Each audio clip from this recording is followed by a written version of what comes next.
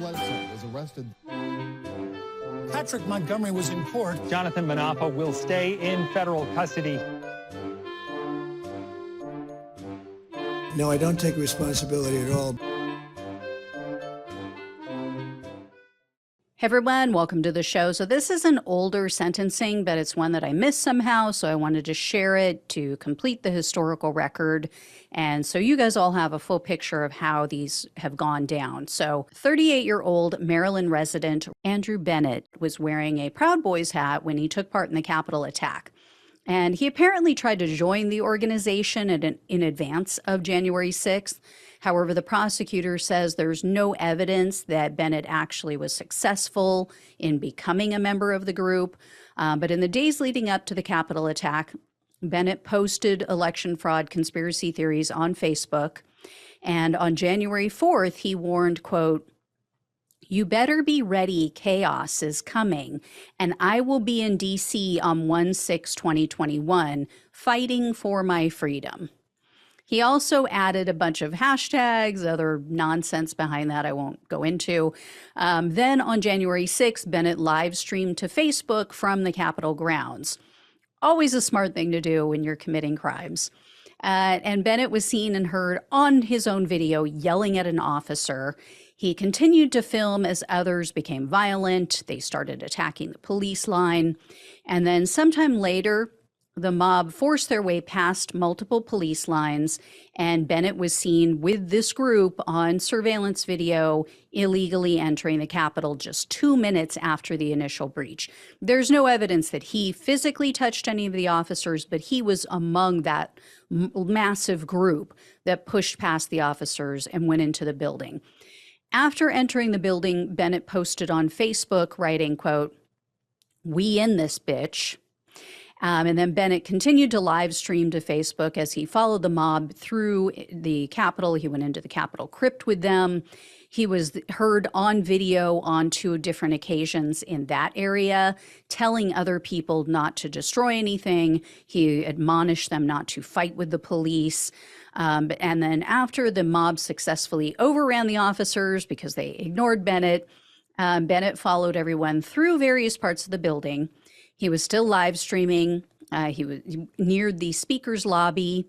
And as he was in that area and still moving through the building, a gunshot rang out. So Bennett rushed toward the sound, and he was heard on video yelling at the officers, quote, "You fucking killed her." No, Bennett, that would be Trump. That would be Trump and his allies who actually killed her with their lies about the election. And, all of that Q-loon bullshit. But I digress. So Bennett left the Capitol at that point, and on January 11th of 2021, the FBI executed a search warrant at his home. Bennett fully cooperated with the agents. He voluntarily spoke with them, and he admitted that it was, quote, "wrong to be inside the building." Bennett also unlocked his cell phone. He allowed the agents to search his device. So Bennett was arrested on January 26th of 2021, and he was charged with entering a restricted building or grounds, 2 counts of disorderly conduct, and parading or demonstrating in a Capitol. In July of 2021, Bennett pleaded guilty to the parading charge. So he was facing up to 6 months in prison, 3 years of probation, and $5,000 in fines. The prosecutor, though, asked for only 3 months of home confinement, 3 years of probation, 60 hours of community service, and $500 in restitution. They went easy on him because of his early cooperation and his remorse. The prosecutor noted also Bennett has 5 previous criminal convictions involving property issues and drug possession, but they're all from the early to mid-2000s. So they were so old they didn't count against him in his sentencing. At his sentencing hearing, Bennett told the judge, quote, "I'd like to apologize to you and the country for entering the Capitol. I was not thinking clearly, pumped up on adrenaline as I was.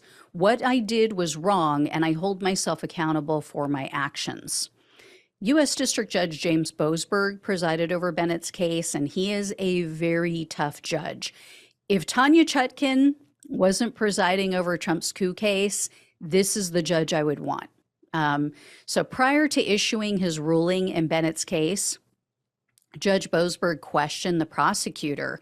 He was like, why are you not giving him any prison time? Because apparently they had asked for prison time with 2 other defendants that he had just sentenced earlier that week, and they were similar cases. So the prosecutor explained to the judge that Bennett hadn't expressed any violent rhetoric as the others had. They also pointed out how he had admonished others to try to stop them from attacking the police. Judge Boasberg then told Bennett that he rarely issues a sentence above and beyond what the prosecutor requests. And he said, I'm not going to do so in this case. However, he told Bennett, if the government had requested prison time, the judge would have agreed to it.